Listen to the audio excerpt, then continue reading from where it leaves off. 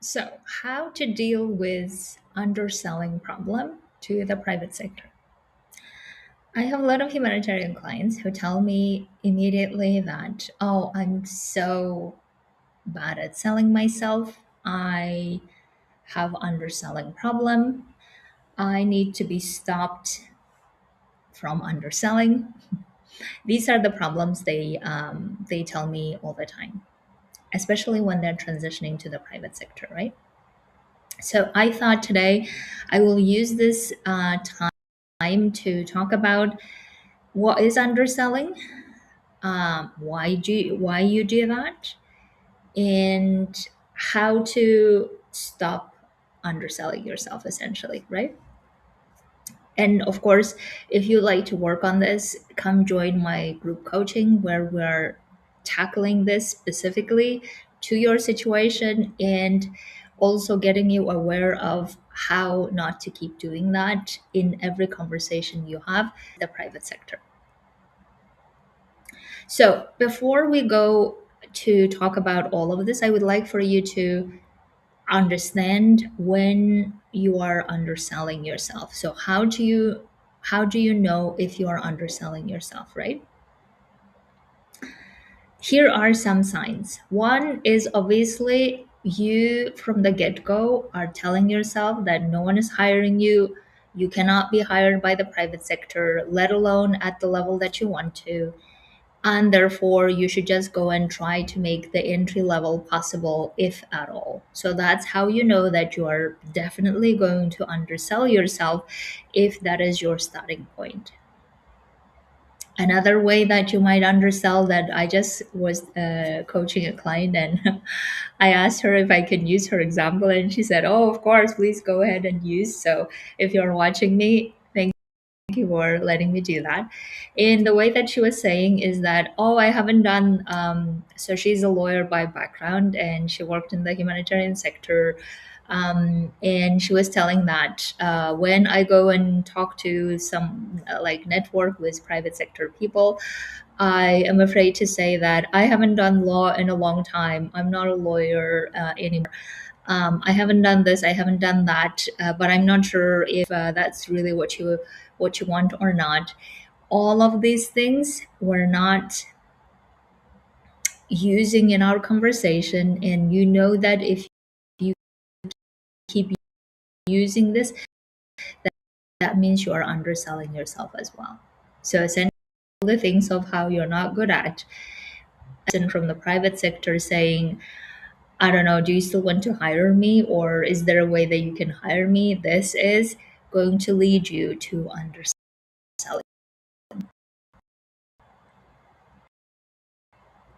right?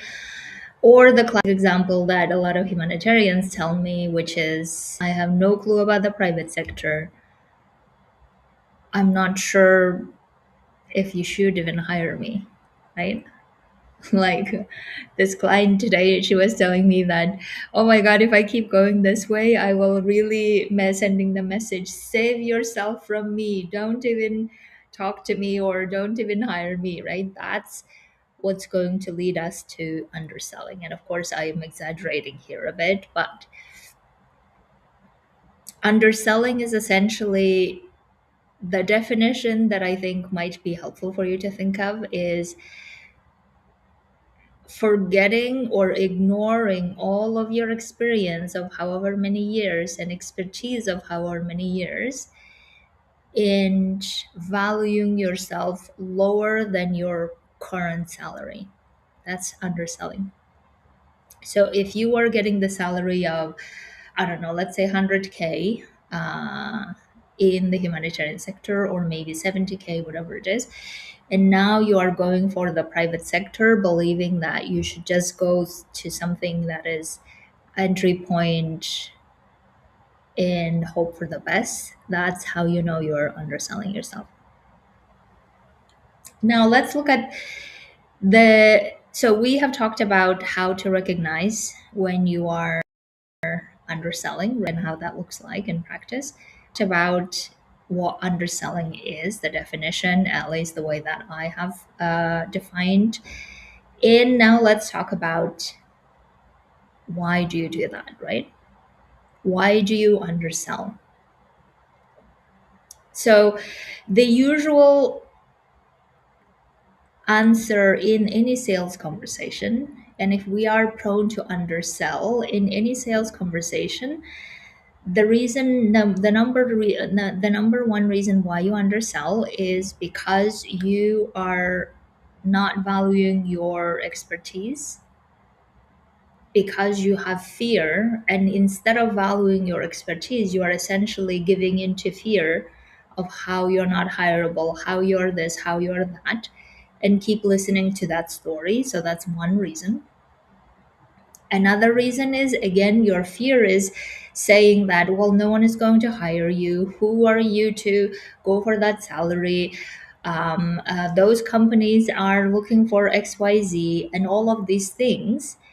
And especially, I have heard a lot of clients talk about this before even talking to the private sector at all. Just fascinating to watch how fear makes us to undersell ourselves before we even meet the people, right? So I don't even imagine how it looks like when we actually meet the private sector people and actually sell our services and expertise. So that's why if we're underselling ourselves, even in our heads before meeting the private sector people, you can imagine what we're going to say in the conversation with the private sector, right? So that's why the other reason why we undersell is we have a lot of assumptions about the private sector that may not be even true, but we have relied on those assumptions so much that we're willing to undersell. So I would understand if they said, okay, I have met at least 200 people from the private sector, and I see that what they're looking for is this, and I don't have this, but I would like to work on this. Therefore, I'm not sure if I can sell my services at this level, let's say at 150 to 100K level of salary. Then I would understand, and then we would strategize accordingly. But if we are ready to undersell before even meeting the private sector people, then that's a mindset issue. Then that's something that we need to work on, right? That's why my coaching is on how first not to get yourself underselling before even meeting the private sector people. Because in the sales in the private sector, everyone knows, at least people who have done the training and experience in sales, they know that in sales, who has the strongest energy, meaning conviction, wins. It doesn't matter who that is. If you have the conviction that you're a great professional to be hired, in that conversation, you're likely to win. If they have the conviction that you're not the person, or you didn't even convince them, or you didn't even talk about what solution they're looking for, they're going to win, meaning they're not going to hire you. Equally, if you have the conviction, winning conviction of how you're not the person they're looking for, how you haven't done this, how you're not that, how you're not this professional, you are going to win by not getting hired, essentially, right? So that's what I mean when I say in sales conversation, who has the most conviction, the strongest conviction wins, either by getting hired or by being right about how they shouldn't be hired, and therefore they don't get hired. So now that we know that why we undersell, essentially we not valuing ourselves, our expertise, and assuming things about the private sector that may or may not be true, and therefore not even allowing ourselves to go to the actual sales conversation with the private sector, then that needs to be fixed first before we even go into the sales conversation, right? Obviously. So therefore, the next question is, how do we stop underselling ourselves, right? Underselling our expertise. So first, we need to get rid of all of those assumptions about ourselves and about them, and stop giving into fear about how we're not hireable and how we're this and how we're that. because that is now going to not only help us, they're going to inhibit us, they're going to stop us from having the conviction that says we are hireable, and here are the reasons why at this level.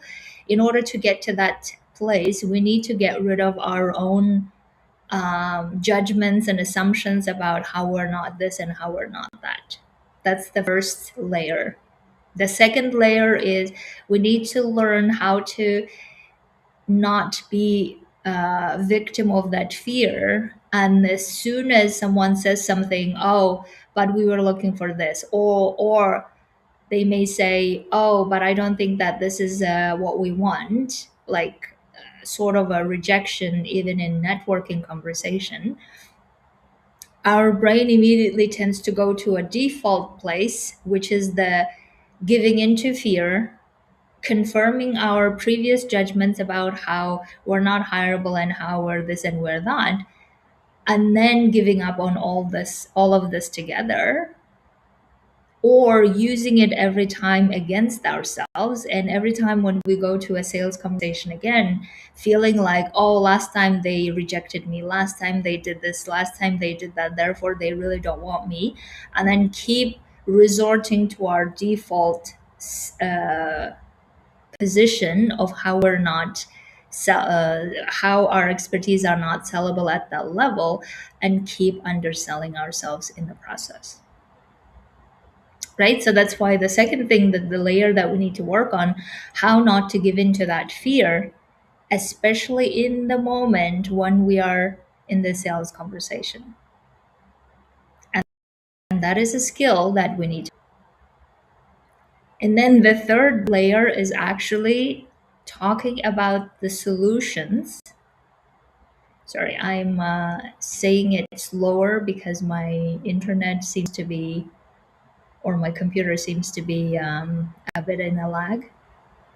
So the third layer then is when we actually go to the sales conversation, whether it's in the networking form, whether it's the actual sales conversation with the decision maker, whatever that situation, where we are focusing on solutions for that job and the problem they're trying to solve.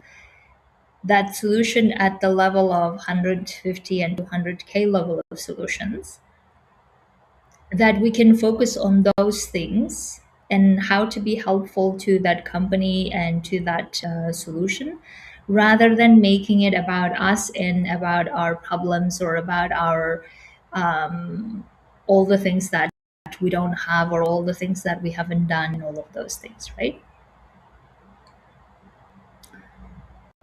And the more we have those conversations with the private sector people, the more we start seeing where and what specific nuances that we need to work on, what specific skills they're requiring, what specific skills that we can bring to the table, what ways of formulating solutions that might be powerful to them, what ways of doing things is not working with them, with those type of profiles of people in the private sector.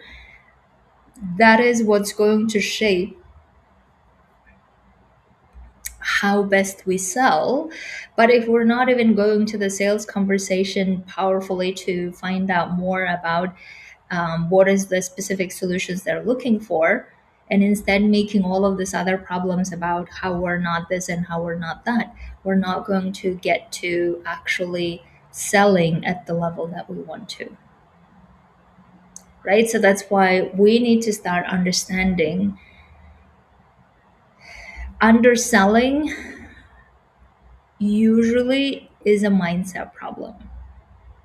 The way that I have seen currently a lot of humanitarians, I have never yet met a humanitarian who said, I have been trying to sell my expertise to the private sector. I have talked to at least 200 people, and they have all been wanting this thing that I don't have. And therefore, I feel like I need now the a strategy of either going for an entry level or changing a private sector or industry. I have not seen a humanitarian wanting to undersell, so to say, for a reason,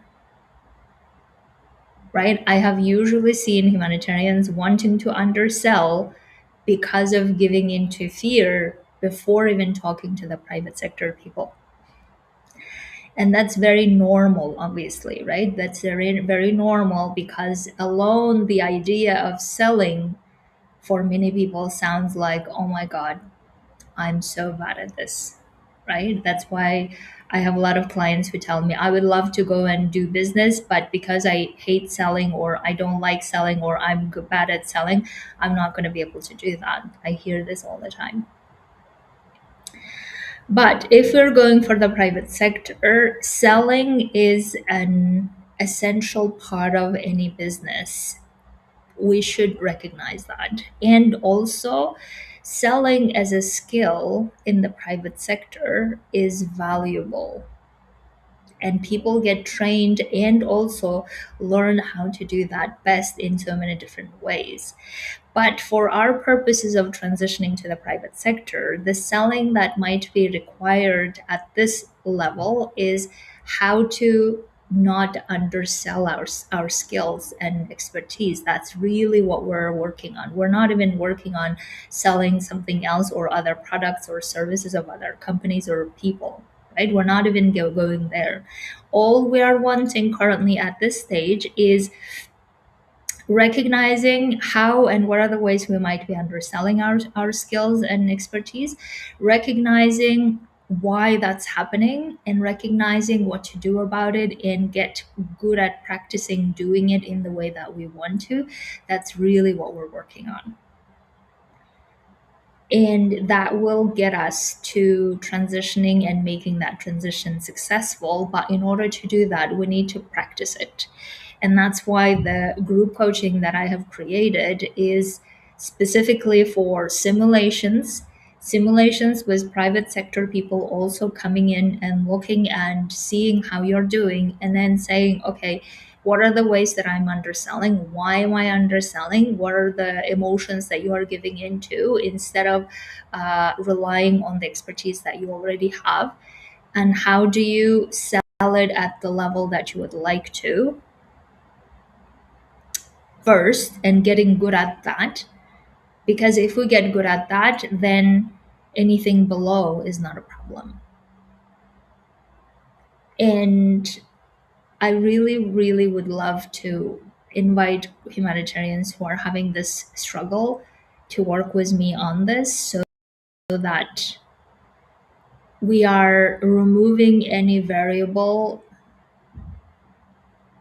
from the equation that might have been solved before the sales conversation, right? And we are using those sales opportunities with the company CEOs or hiring whoever the decision makers. We're using those opportunities to our advantage instead of struggling with the basics.